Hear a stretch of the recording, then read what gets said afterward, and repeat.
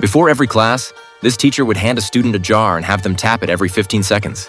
It turned out he had made a bet with the worst students in all of New York. For every 15 seconds the whole class paid attention to his lesson, he would chug a carton of milk on the spot. Eager to watch their teacher drink himself sick, these rebellious kids became surprisingly united. Whenever someone felt the urge to act up, the others would immediately shut them down. As time passed, the milk on the desk dwindled, but the notes on the blackboard kept growing. What the students didn't realize was that they had actually paid attention through an entire lesson. And even more remarkably, this teacher's arrival would eventually transform what was widely considered the worst class in New York into the top-ranked class in the state by graduation. The man's name was Jack. With a teaching philosophy rooted in respect and patience, he had led a rural elementary school to 4 consecutive years as the best in town. With a track record like that, he could have lived a comfortable life back home, but instead, he quit his job and drove to New York alone. Armed with an impressive resume and full of confidence, he interviewed at school after school, only to be turned down every time.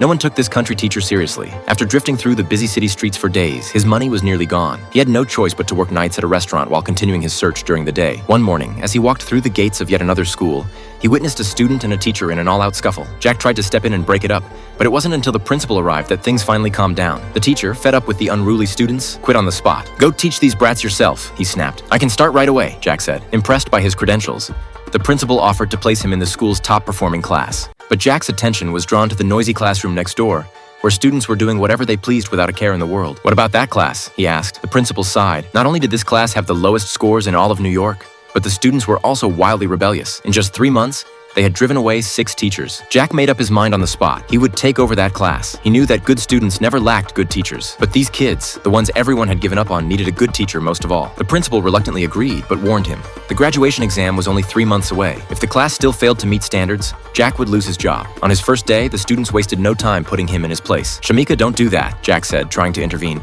But instead of listening, Shamika cursed him out and called him an idiot. Still, Jack didn't back down.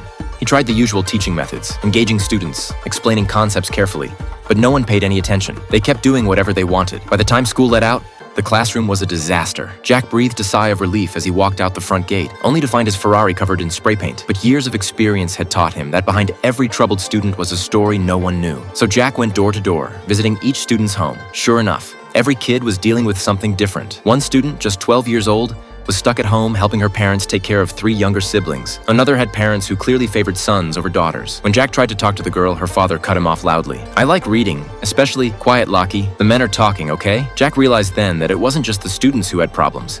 Their parents were an even bigger issue.